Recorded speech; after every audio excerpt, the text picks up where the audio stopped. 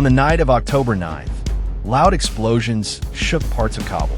Many residents rushed out in fear, unsure what had happened. Soon after, the Taliban-led Afghan government accused Pakistan of carrying out airstrikes inside Afghan airspace. This claim has sharply escalated tensions between Islamabad and Kabul, raising concerns about regional stability.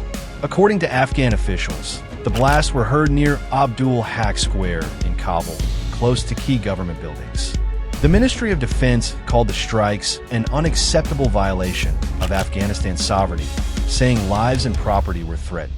Reuters also reported explosions in eastern Paktika province, where civilians said shops and homes were hit. Pakistan's military has not issued a clear denial. Instead, a spokesperson warned that Afghan territory is allegedly being used as a base for terrorist operations against Pakistan. He said Pakistan will act to protect its people and interests.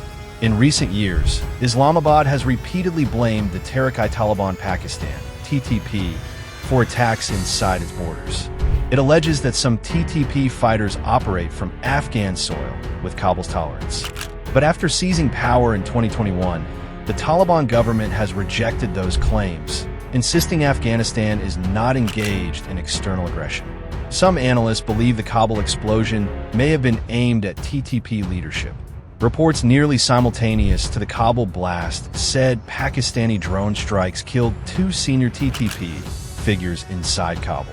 It remains unclear whether the group's leader, Nurwali Masood, was targeted. The TTP later released an audio clip claiming Masood was alive, though its authenticity is unverified. On the ground in Kabul, no obvious missile craters or wreckage were visible, but heavy Taliban security presence followed the explosions. Checkpoints, armored convoys, and patrols were reported. Some observers say Kabul's government reacted as much to domestic pressure as to the incident itself. The Taliban's defense ministry has warned that any further strikes will carry consequences, saying the responsibility lies with Pakistan.